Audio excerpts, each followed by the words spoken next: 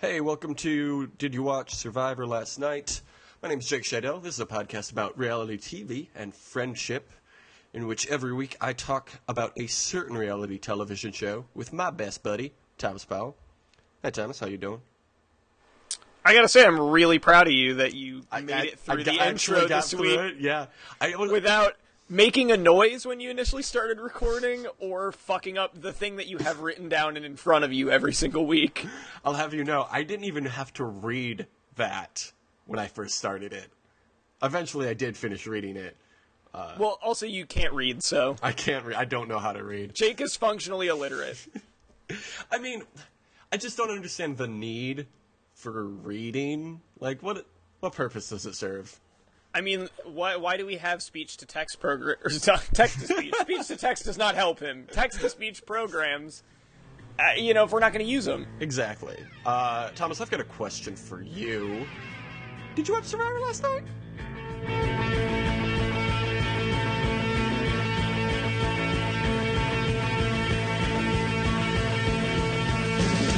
You know what I did? Oh, sorry. I was really hoping you weren't going to draw attention to that, but it's too late now. Just took an especially cola nut centric sip of this Pepsi 1893. Oh, I'm sorry. Are we sponsored by them now? Great soda. Please give us money. They can honestly they can pay me in soda if they want to sponsor this. They don't even have to pay me money. They can just send me more of this delicious soda. Pepsi Cola 1893. I don't know if you're your own brand under the umbrella of Pepsi Cola, but if you're going to sponsor the show, give me money. Send Thomas as much soda as you want. If that saves you money, go ahead. I want that money, though. They already designed the ginger cola, I assume expressly for me, because I think I'm the only person that was like, it would make this better, ginger, because that's what I think about everything. That actually sounds pretty good, though. Oh, it's fucking delicious. Yeah? Yeah. Okay. Is it out? Yeah. You should go to the store and buy some. Buy some with your money. Your local grocer. I'll keep an eye out for that. I'm not going to, go out and specifically look for it, but if I'm at a Walgreens, I'll pick one up if I see it. Yeah. Sounds good. So this week's episode is called It's a Me Game, Not a We Game. Pretty good quote from our girl Sydney. Yeah, was very pleased that they not only picked the best possible quote from this episode, yep, but also other than Michelle opens her box, which I was like, hey Jeff, whoa, little double entendre action going on there. I think you said, or Michelle opening her box. Yeah, opening up her box. Calm down, Jeffrey. You have a wife and kids. Do you think that Jeff Probst gives a running commentary of every sex act that he's engaged in? I would hope so. Why else would he have gotten married? I'm just gonna right now assuage any fears that anyone has. This is a family program. I'm not going to do my Probst impression where I say some dirty sex things. This is a family program in which we talk about fucking on the island constantly. Yes, island fucking. Constantly saying the word fuck, but this is for families. This is for families. Fucking families. But anyway, they picked a good quote. They did pick a good quote. That's a good quote. It's the right time to say that phrase. Which, granted, I don't know if she said that 3 weeks ago or was actually during this episode's filming, but they placed that talking head in a good part of the season. It's a me game, Jake, not a we game. Jake, are you telling me, you're blowing my mind, you're telling me that some of the talking heads in the episodes aren't from the exact chronological order of how it was filmed? I would love that if they, in the middle of a really intense conversation between two people, the producers was like, hey, come over here to this ledge. We're going to interview you real quick, and then go back to the exact point in that conversation that they were having before. No, it's not chronological, is what I'm saying. I was using sarcasm. Cool. Just happy to know that my entire Survivor viewing experience has been a fucking lie. Look, when you've been watching this show for 30 years like I have, you get to know a few things. What was real and what wasn't, Jeff? Did they ADR in you saying things? No, they absolutely did not. All of that commentary is live every single time.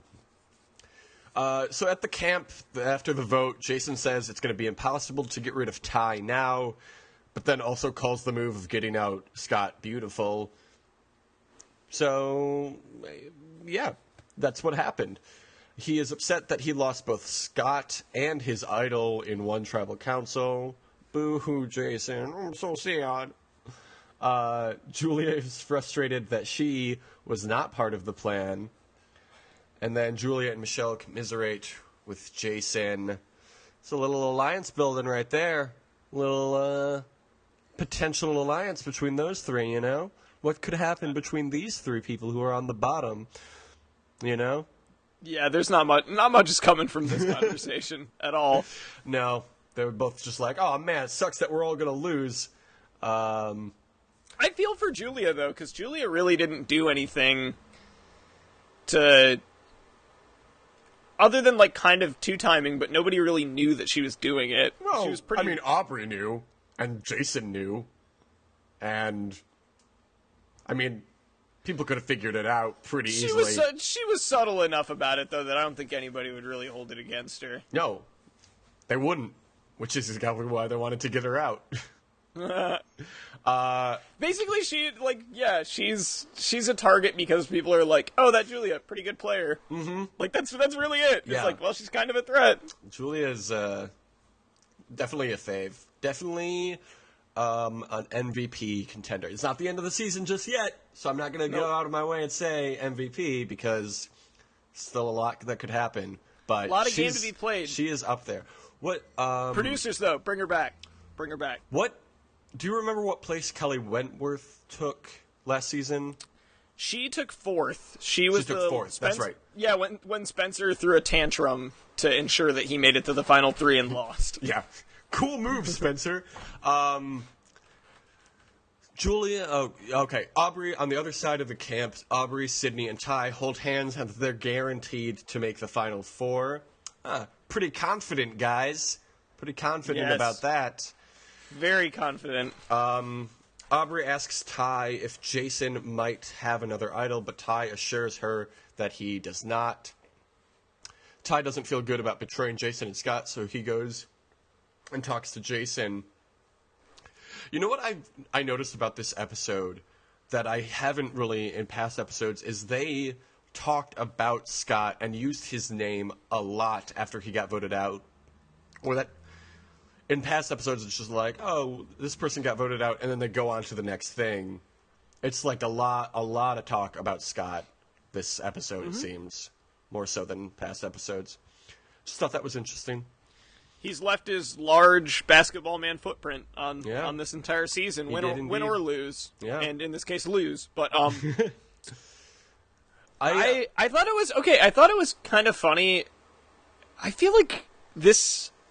Am I just remembering this wrong? That they tried to make us think in like the next time on Survivor from last week that Jason was going to try and kill Mark the chicken.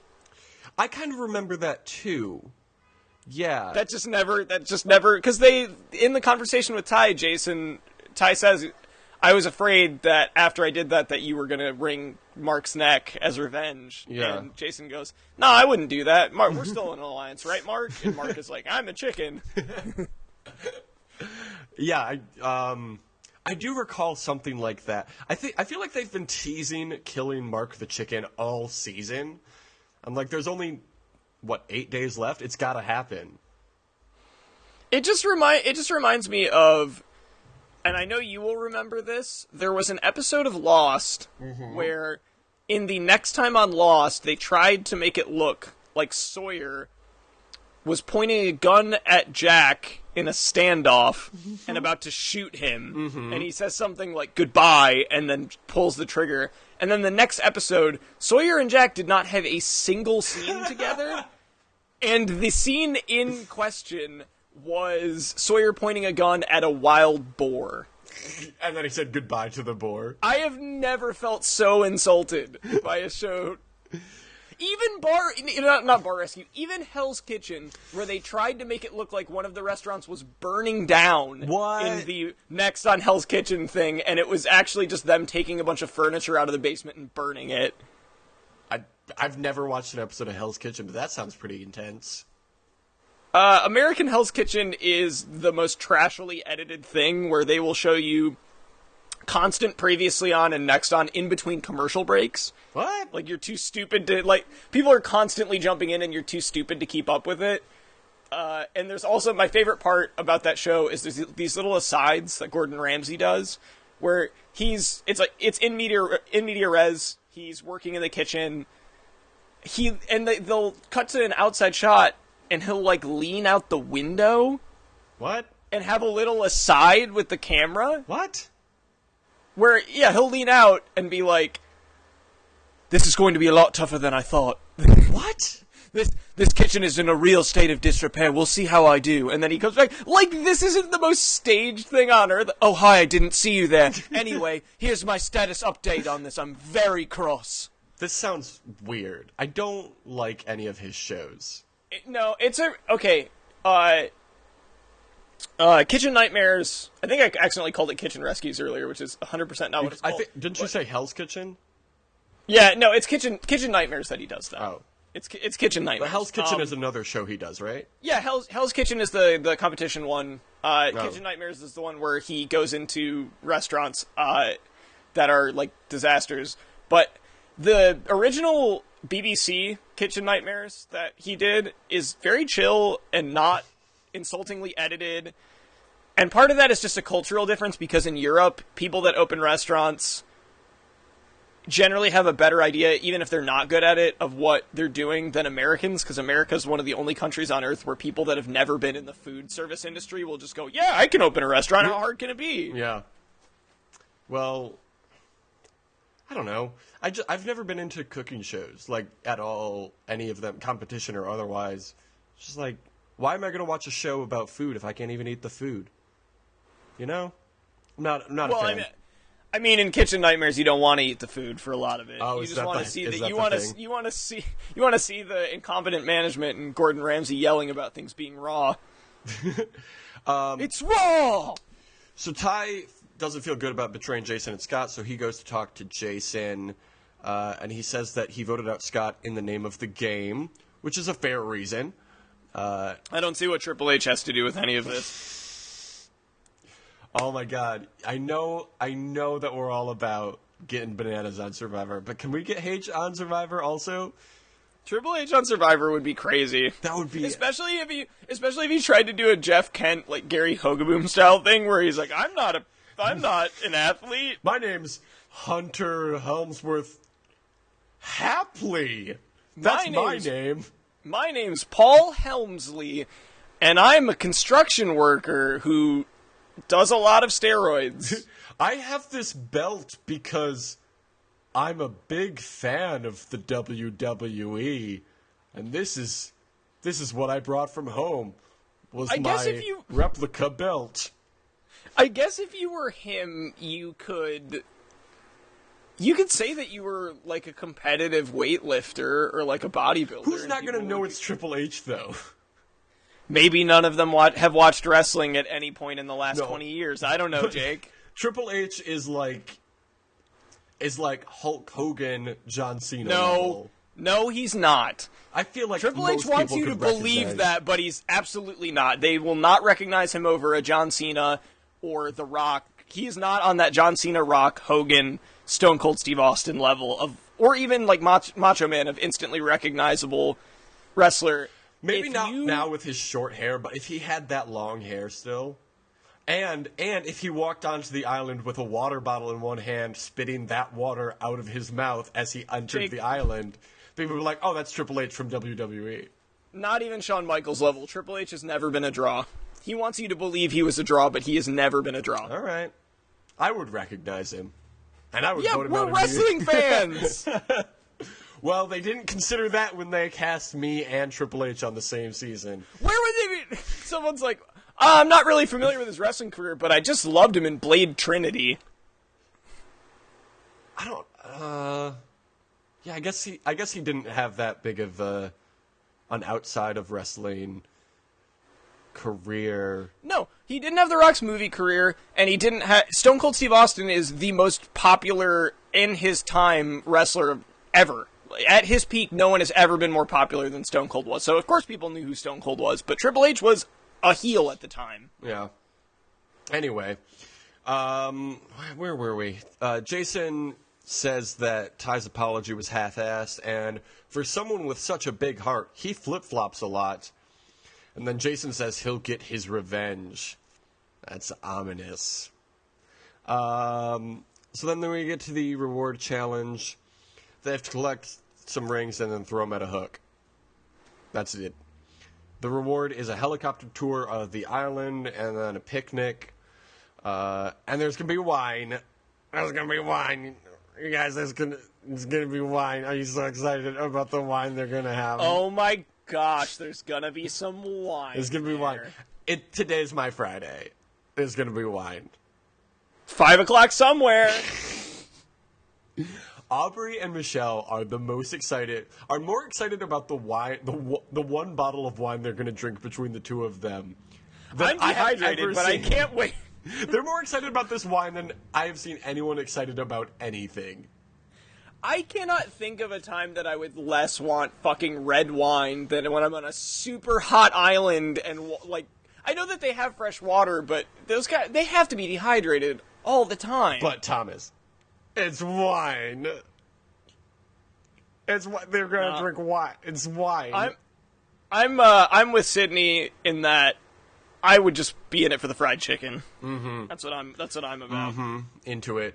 So they're placed in random pairs, which means that one of the people will be left out. So the pairs are Joe and Ty, solid pairing.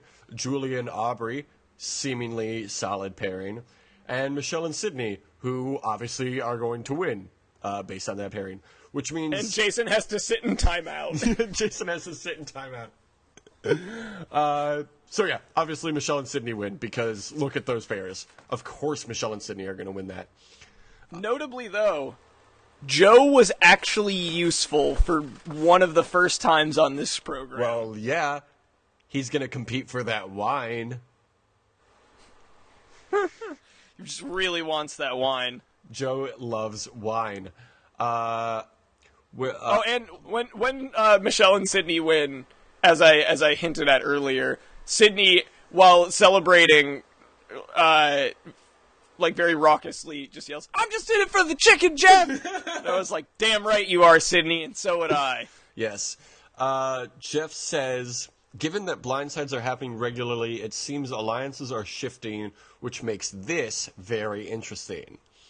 And they have to pick one person to come with them on the reward. You think they're going to pick Jason? GNO, baby. Girls.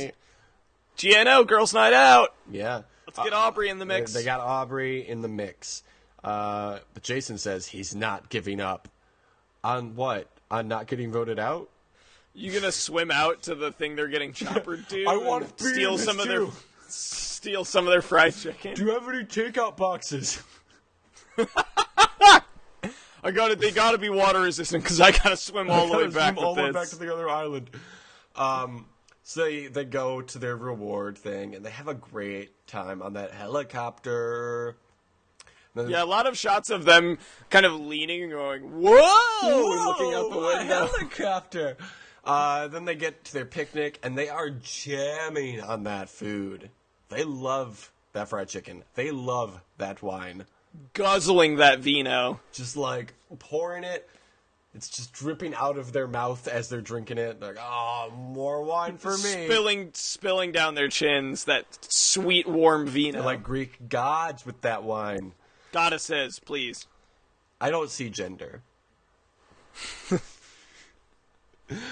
Is there a gender neutral? There isn't a gender neutral god or goddess, is there? We're just stuck with the two. Deity?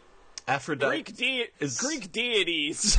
Is Aphrodite? Oh, you meant just a term, not a specific god. Just the general term, yeah. Yeah, them. Greek them. Don't think that's what we were looking for, Jake. I think deities works a little better. Sure. Michelle says that she wants to work on her relationship with those girls, and Aubrey says that she trusts Michelle. Why wouldn't you? She seems trustworthy. Aubrey says to Sydney that they are in a good spot, but will not say that they're at the top of the mountain just yet. Smart. Don't want to be too confident. Smart. Don't want to be too confident. Don't want to be too cornfident.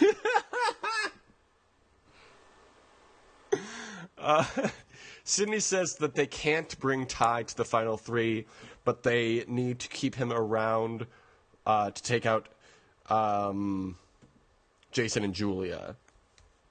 Back at the camp, Jason knows that he's on the chopping block, and he wants to take out Ty. Everybody wants to take out Ty, and by everybody, I mean Jason. I forgot that Aubrey said that she wanted to keep Jason around, or Ty around for now. I think Sydney is wrong, by the way, that they can't take Ty to the final 3. You think so? Yeah, well, I know at the very least Scott is 100% not going to vote for him. And Jason probably won't either. I don't know. I don't know about that. What about everybody else on that on the jury, though? I think Sydney and Aubrey can get votes from them. Well, I guess Debbie won't vote for Aubrey, but yeah, I don't think it's really going to hurt Sydney that badly. I think Neil would vote for Ty at this point. I think Nick would vote for Ty at this point. No, Neil's voting for Aubrey. What are you talking about? But if Aubrey's not in the jury, or if Aubrey's not in the final 3 and Ty is. No, I'm saying, well, no, the idea is the final 3 would be Aubrey, Sydney, Ty. And if they brought him, that would be the final 3. Okay. I could see, yeah, Aubrey would win in that group. I think so, yeah. Or Sydney, honestly. I could see Sydney winning that too. Next episode is gonna be crazy. Like, I know every episode's ramped up who's gonna win and all that. Next episode, Next Gear. Fast and the Furious Next Gear, you know? Got your next title, guys. Yeah. Next Gear. Here we go.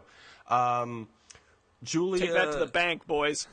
Julia knows that Ty is a threat and would win. As Jason and Julia look for new allies, Jason says, "Puppy dog Joe's not switching. Aubrey told him to sit while she's gone and not move." Pretty good quote from That's Jason. That's really there. good. I routinely forget that Joe is on this show. I know. No, Joe's making it to the final 3. No, he will not. Absolutely he is. Nobody sees him as a threat to win. He hasn't done anything to win. So everybody's going to keep him around. Because he won't win jury votes. The only thing he has going for him is... Yeah, but what if he does, though? Who would vote for Joe in the jury? Honestly. Look at who's on the jury right now. Every question a jury member has being directed at Joe. Why? Give me literally any reason to vote for you. Because I'm coming up empty right now. The only thing he has going for him is that he is old and in shape. I don't want to see him in the final 3. I want them to, in the spirit of gamesmanship, get him off because he has no business being there. Yeah, but the final 3 is always... The final 3 is almost always... There are exceptions, but it's almost always the person who ran the game... their right-hand man, and someone who skated through. The person who skated through gets 0 votes. Right-hand man gets 1 or 2 votes. And then the person who ran the game wins. So, I'm guessing right now, based on who's left at this point in the game, we'd get Aubrey, Sydney, and Joe. Joe gets 0, maybe 1 out of pity. Sydney gets 3 or 4, and Aubrey gets the rest of them to win. I think Sydney and Aubrey would be close, which, if I were Aubrey, I would probably rather bring Michelle than Sydney, but that's risky. Yeah, that's why I was saying this next episode is going to be crazy, because they're starting to realize, oh shit, everybody left in the game is a super good player and deserves to win as much, if not more, than I do, with the exception of Joe. Yeah, other than Joe. So yeah, there's gonna be some backstabbing next episode. So Jason and Julia figure that their only option to bring someone over to their side is Sydney. Yeah, they're right about that. Aubrey, Sydney, and Michelle return to camp, and Jason asks Sydney if she's planning anything and if she wants to take out Ty, if that might be an option. And Sydney says, hey, yeah, Ty, voting out Ty at this point makes a little bit of sense. Julia says, if you're a fan of this game, you know it's designed to be vicious.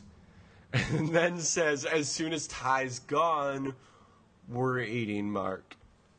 And then they cut to Mark, like, irritating Ty, and Ty's all like, What are you doing, Mark? What's going on here? And Mark's like, hey, don't get voted out. They're going to kill me. And Ty's like, don't ever speak to me or my son ever again. I would like to see Ty win and adopt that chicken as his own. Oh, it'd be great. Oh, shit, Thomas, guess what? Yeah, what? Real World Roundup is happening now. Oh, man. It's a Real World Roundup. Real World Roundup. Wap, wap, wap, wap, wap, wap.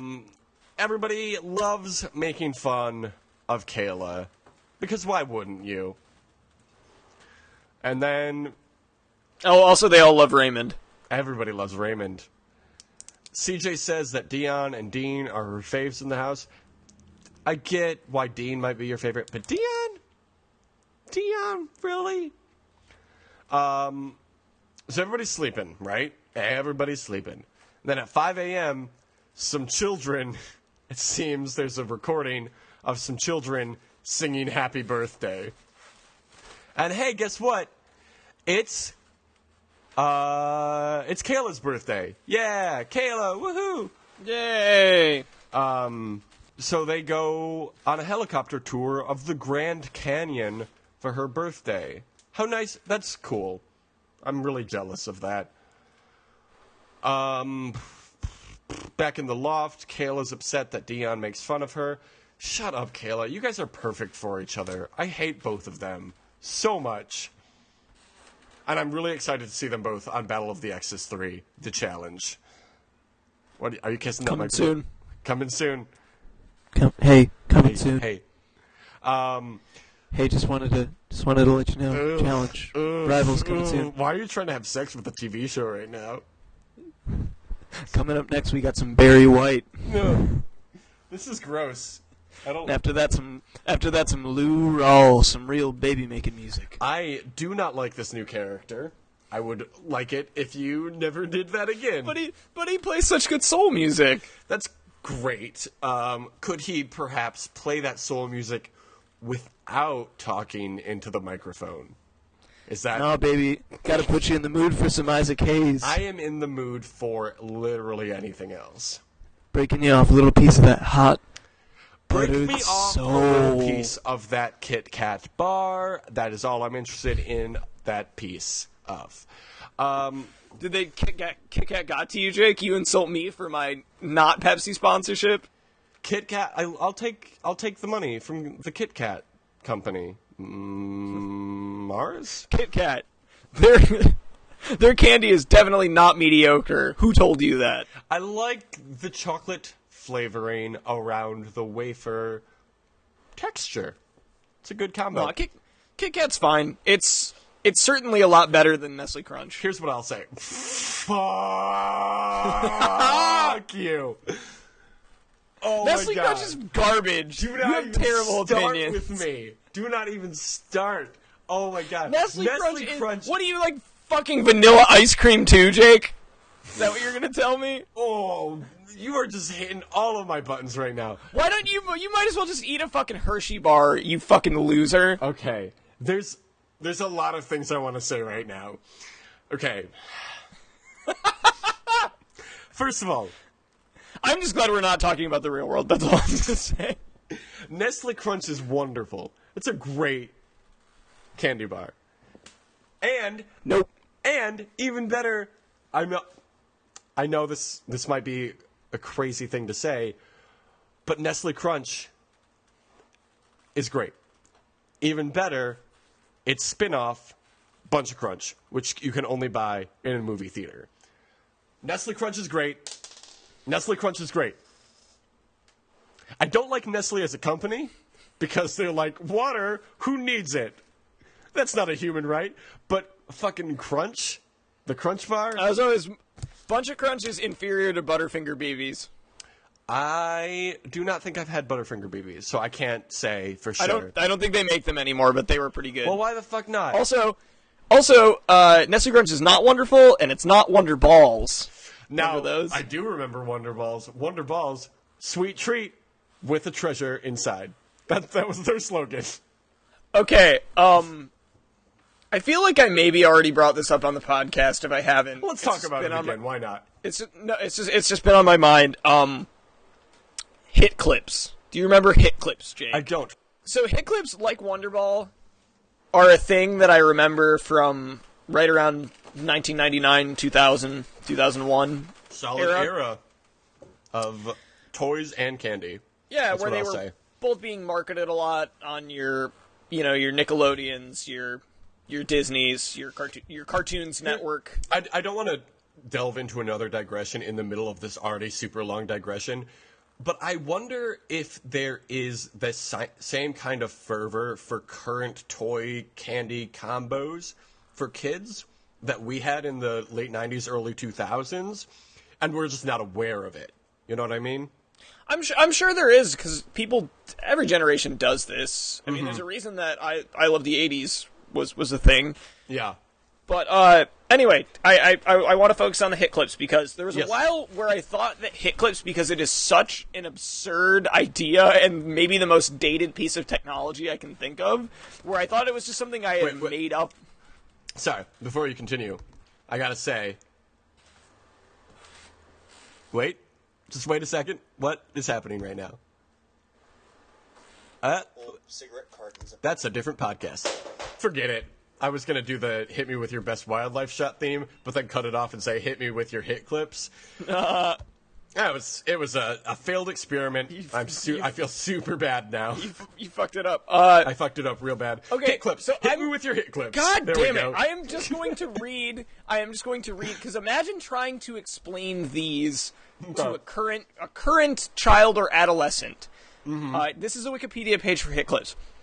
Hit clips is a digital audio player created by Tiger Electronics that plays ultra lo-fi mono 1-minute clips of pop songs. It was like a little Game Boy that you put little cartridges into that played 1-minute clips of songs, and the cartridges cost like $3-4. Oh my god. For a 1-minute clip of a song, and there were like 30 songs you could get. I do remember that now. I recall hit clips. I didn't realize that's what they were called until you started talking about them. Yeah, that was a weird era. I think my favorite thing about hit clips, now that I'm looking at this, is that they had songs that, these were obviously marketed at children. They had songs that made sense for that. You have your Who Let the Dogs Out, your Aaron Carter songs. Just your typical pop stuff. But then there's a couple songs that don't belong, like Piano Man by Billy Joel. Those kids love their Billy Joel. Or I do. Or Do What Diddy by Manfred Mann. Like, they were trying to be like, this is for mom and dad, too. It's not just for kids. We threw mom and dad, like, 4 songs. Or mom and dad could just drive their car and play a CD.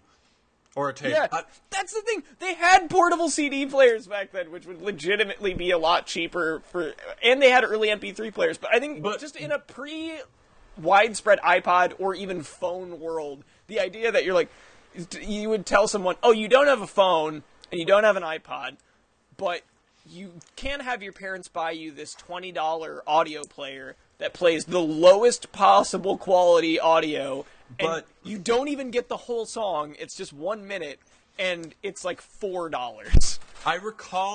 If I recall hit clips correctly, they were that very chunky plastic that was so popular for our generation in that era. You know, like that super, like, thick, shiny, colorful plastic that seemed to be the, I don't know, the look of every style of candy and toy of that era. And it had that same kind of thing, so it was like, oh, it's another thing of this already recognizable thing. This looks like all of your other favorite toys. And Right. You can listen to Aaron's Party, come get it, but only 1 minute. I would recite the first minute of Aaron's Party, but I can't think of the lyrics, and I was gonna like cut it off after 60 seconds. But I think it would be great if you had a hit clip of a song like a Let's Go Crazy by Prince that has a really long intro, and it cuts off right at the end of that. We are gathered here today to talk about this thing called life. And right when it's about to lead into the actual song, it's just, nope, that's all you get. That's the whole hit clip. was it always the first minute, or was it just they decided which minute? I'm sure they picked a choice minute out of it. Right. I'm trying to think. Was this more convenient for the record company? Because I feel like just an MP3 player or a CD player or a cassette player would have been better. Well, I think they... okay, so according to Wikipedia, because this was made by Tiger. This was made by, like a children's toy electronic company that makes, your Bop-Its and your Simons and your stuff like that. Apparently, this made them approximately $80 million in 1999 alone. What? I know, it's That's fucking so much crazy. money. Okay. I'm sure it's super cheap to make, and you're selling this $25 player, and then you're selling all of these songs individually for an insane markup, and people have to buy more than one. Yeah, it'd be silly to only listen to Aaron's Party on that device. Let's face it, it would be silly to have this device or anything related to it, but if you've already gone in on the device, you can't just have one song. Did you have a hit clip? Fuck no. Neither Even I knew that shit was dumb back then. I had a portable CD player. Why the fuck would I get hit clips? I had a portable CD player. I think my parents probably still have it somewhere. But I only had one CD, and I would have a paper route, and I think it was a Matchbox 20 CD. Oh, nice. It was that one. It was that one CD that had. I'm not crazy, I'm just a little unwell. Oh no, alright, now you can't tell. Is that Mad Season? And maybe then you'll see a different side of me. I'm not. Yeah, that one. I don't know what it was called, but I remember there was a green teddy bear on the subway in the video, and we called him Ruben Stuttered. It was off of their album, More Than You Think You Are. Of course that's what that Matchbox 20 album was called. So anyway, okay, we need to get this moving. I was about to just back get in back the in. Survivor. Let's just go right to the elimination challenge, huh? But hey, I gotta tell you, that episode of Real World, real good. Oh, right. No, wait. Isn't there some important Chris-centric stuff that happened on this that you didn't talk Actually. about? There was, this whole season has been kind of about his departure from the Mormon church. And they kind of reveal in this episode, or they make clear, I should say, that while he's not practicing Mormonism anymore, he is still technically Mormon, because apparently if you're part of the Mormon church, you have to send a letter of resignation to the church and be like, hey, I'm out. That's not a thing in any other religion. That's crazy. Yeah, and it's not like an implied thing where, we're both... I mean, I'm not Catholic, but we're both from Catholic families, and the fact that I almost said we're both Catholic is pretty indicative of that, where it's like, you can't actually get out. I think David Cross has talked about this with Judaism, where it's like, even if you don't actually practice as a Jew, you're still, you still have to be a Jew. Right, because there's an ethnic component to Judaism, which it's not as much with Catholicism, but it's definitely still there, and it sounds like to an even greater extent it is with Mormonism. So in Salt Lake City, Chris finds out that, hey, guess what? The Mormon Church decided to disavow children of same-sex couples. And Chris is like, hey, no, we're not doing that. So there's going to be this mass resignation from the church in Salt Lake City. So he and Kayla go to Salt Lake City, and he has this big speech that's, like, very touching. And he does his whole resignation thing. Back in the loft, they do their next mission, and it's like, hey, if you don't finish in 90 minutes, somebody goes home.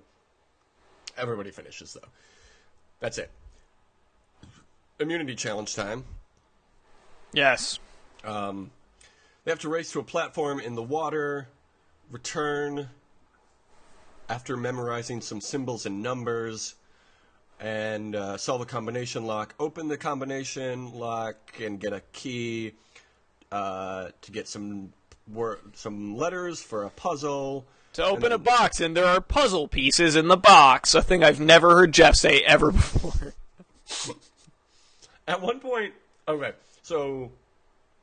one point, everybody's running back onto the beach, and Jeff admires Joe as he's running and says, 71 years old, not bad.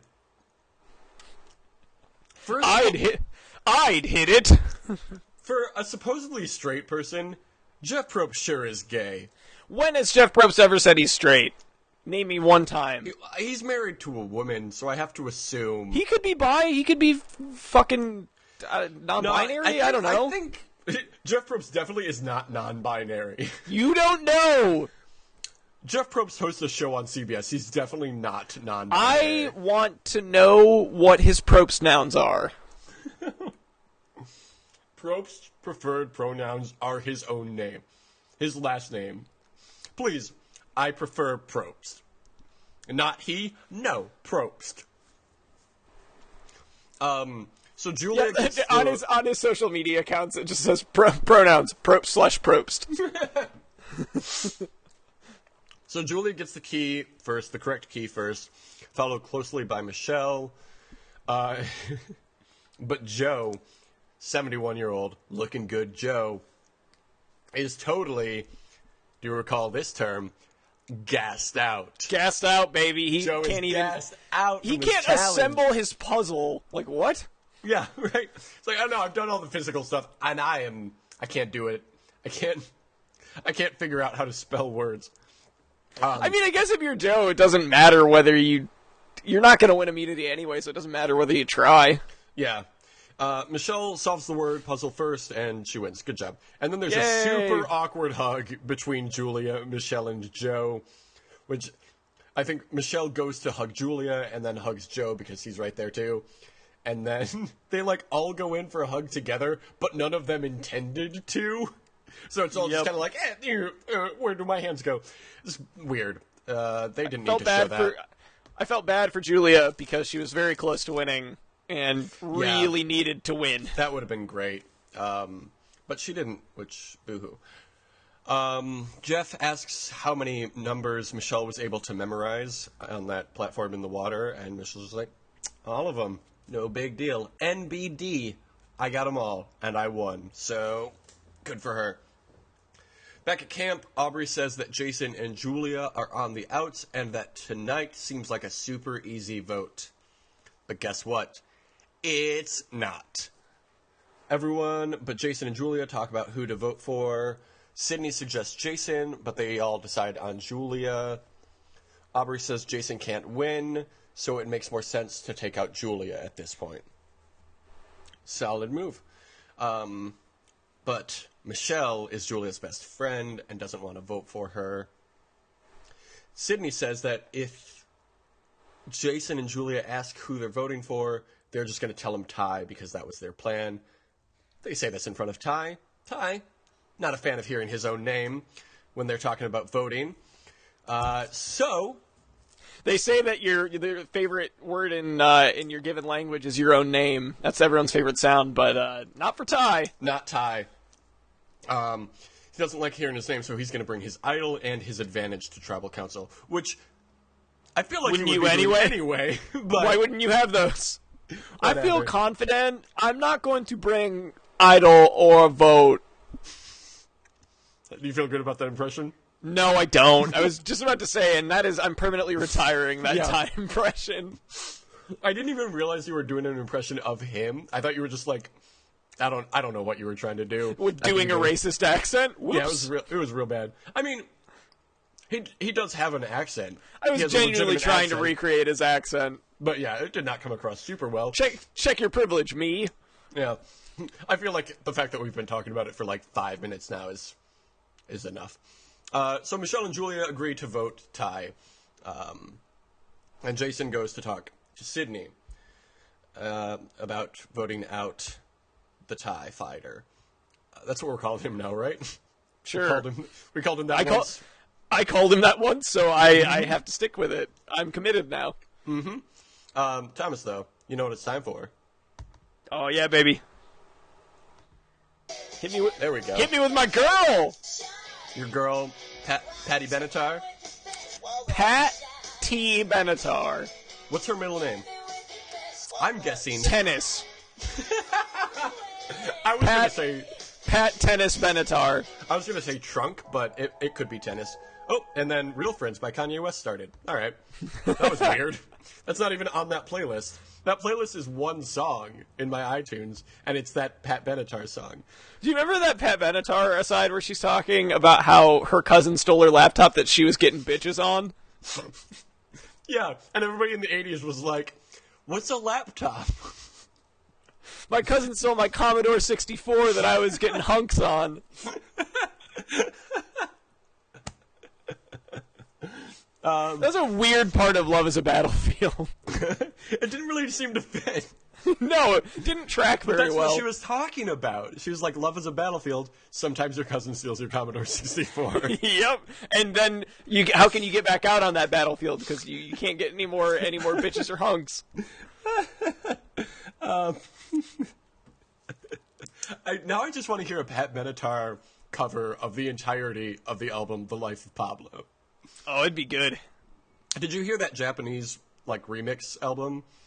Okay, we're running real long. We don't have to get into that. We'll just table that. Yep. So there's the coolest wildlife shot this week was there's a fish with like this long snout, but then from beneath the fish, a snake emerged from the sand. That was pretty fucking cool. There was like a lizard. There was some birds. There was a few birds. There was a gecko also. In addition to the lizard, there was a starfish also. And so I was like looking up some of these wildlife animals, and I came across a website that is all about the Cambodian wildlife, written by some photographer named Richard Seaman. There we go. I was waiting for that. Dick Seaman. So this guy, is a photographer. He goes around the world taking pictures. One of the places he's been is Fiji, which I think is where the next season of Survivor is going to take place. So I'm going to be utilizing his website when Survivor comes back for number 33. Do you think that when... What an unfortunate name. Do you think that when he introduces himself to people, he just immediately says, yes, I know. Hey, Richard Seaman, yes, I know. Yes, I know. I know, let's all move past that. So at Tribal Council, Julia says Sydney and Michelle are on the bottom of the 5 alliance, and that Aubrey is holding Joe's hand until the final 3. See? See? What did I tell you? Joe's making it to the final 3. I don't know. I don't know if he's going to be able to hold his own in the final 3, but we'll see. Ty says what? Ty says what? Ty says, why shake the boat?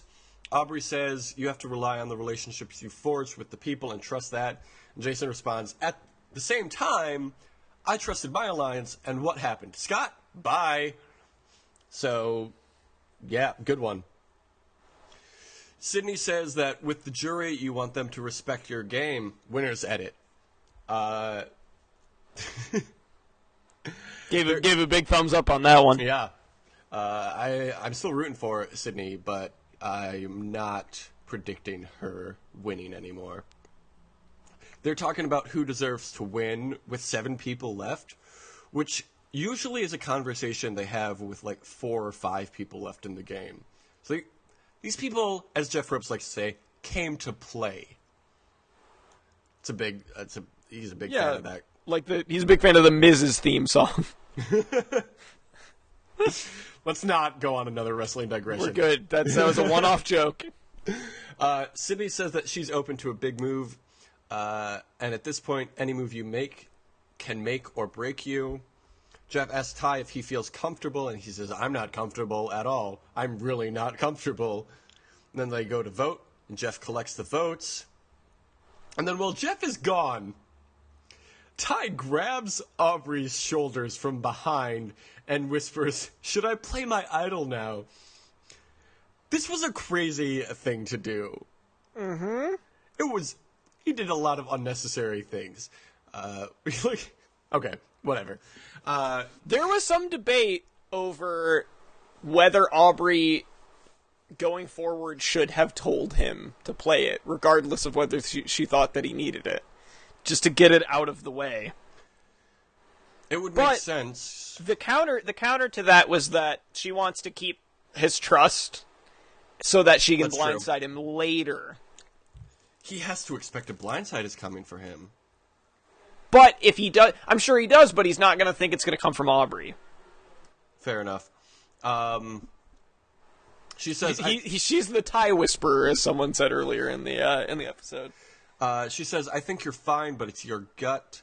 Jeff comes back and asks for any idols, and Ty does not play his idol. And then they read the votes. Ty, first vote. And then Julia. Ty, a second vote. And then Julia. And then Julia and Julia. So Julia's out. I would have laughed really hard, but also been so sad if it had been Ty. It's like, at this point, I don't want Ty to win. I feel like he's been given too many advantages. Mm-hmm. But I still like seeing him on my screen. Yeah. I watched Julia's Ponderosa also. It's all about how she shattered the expectations of being the youngest player. She also apparently lied about her age to get on the show, claims to be 21 on the island, and she's 18. And she talks about how technology has driven her life, and this is the longest she's ever gone without looking at a screen. And I determined I really like Julia. She's great. Julia's great, and I want her to come back, and they had better bring her back. That is exactly what I was about to say. So let's do the predictions thing. Who's winning in your mind? Aubrey is winning. Aubrey's winning. Immunity is going to be Sydney, I think. Because Aubrey's going to come after Sydney next episode, but Sydney's going to win immunity in just when she needs to. I am going to pick Jason for immunity. Mm. And in that case, I am going to pick Ty to get eliminated. Okay. So, interesting choice from you, because it's a theory I had as well, but I didn't go with it. I think the next person to go out will be Jason, and I think that because Ty will play his idol. That's my final prediction. Ty's going to play his idol next episode. Wow. So I'm also saying that. So. Well. Or wait. No, he couldn't get he couldn't get eliminated. All right, never mind. So what? Who's your next person out then? Ty. Okay. He's not gonna. You don't think he's gonna use his idol? All right. We'll see. All right. So the challenge Rivals 3 starts in 3 days. Are you pumped? Are you ready? It's gonna be really good. I'll care once this season is over. Okay. The Challenge Fantasy League. I don't know what's going on with that. I'm trying to figure it out. I don't think it's working. Have Have you done anything with that? Have you tried to log on at all? No. I have several times, and I can't figure it out. So maybe let's not do that. Yeah, it's canceled. It was a beautiful dream, but it's gone now. Maybe next season they'll do a better job of it. Leave the memories alone. Hey, Thomas, you know how on the challenge they have real-world people, and then they also have people from Are You the One? Yes. Are You the One, Season 4, starts June 13th. I don't want to blow up Griffin McElroy's spot, because on Rose Buddies, the Bachelor podcast that he does, they do what we do with the challenge with Are You the One? Oh, okay. So I don't want to mess with Griffin and Rachel McElroy. Okay. Because they could have us killed, and there would be no consequences. I might have to check that out then, because I like that show. Are You the One? I didn't really listen to Rose Buddies. Yeah, you would have to look. You would have to probably read, each episode description. Right. It's a lot of Griffin being appalled by how stupid the people on the show people are. are so stupid. Yeah, there's like a big rivalry on Twitter right now between the people who are going to be in Season 4 and the people who were in Season 3. It's ridiculous. Absolutely ridiculous. This show's bad, but I love it. Next season of Survivor is rumored to be a political split, which probably won't mean anything. Sounds just horrible. Yeah, I guess they're trying to capitalize on the election. Whatever. God, I want no part of that. It's not official. That's like the such most a horrible prominent idea. rumor I've heard. Such a horrible idea. Please don't. Speaking of Survivor, remember to use that hashtag Bananas on Survivor to get Johnny Bananas on Survivor. Eventually, Get he'll him on see Survivor. something. My other podcast is called The Crash Test Podcast. It's on iTunes. Our show is on Twitter. It's called DYWSLN. Follow that. Follow that. Follow Old Dogs 2009 on Instagram. Yep. I have posted in the last week. I will continue to update. It's really just a wonderful account. It's a great time. We're also on Facebook. Oh, did we plug the email? I was just about to.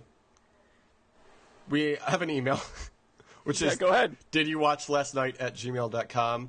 Remember, you guys, if you email us, remember to sign it Your Pal Jeff Probst. It's the number one thing to do. No one's done it yet. I don't know why. We're waiting. We're waiting. We're waiting by the computer screen, refreshing every 2 seconds. Every 2 seconds, I'm waiting for an email from you, and there's yet to be one. All right. So, as always, have a great summer. Deuces. My life is brilliant. My love is pure. I saw an angel. Of that I'm sure. She smiled at me on the subway. She was with another man. But I won't lose no sleep on that. 'Cause I've got a plan. You're beautiful. You're beautiful. You're beautiful. It's true. I saw your face in a crowded place, and I don't know what to do,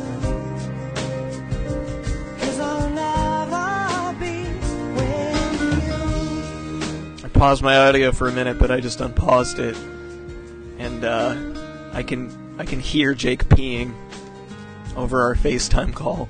Yes, she called It's a little unsettling. as we walked on by. She could see from my face that I was fucking high, and I don't think that I'll see her again, but we shared a moment that will last till the end. You're beautiful. You're beautiful. You're beautiful. It's true. I saw your face in a crowded place, and I don't know what to do, 'cause I'll never be with you.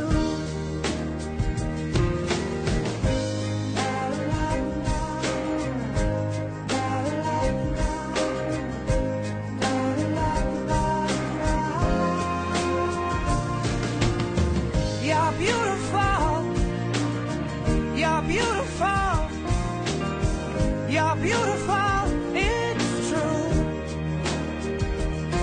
There must be an angel with a smile on her face when she thought up that I should be with you.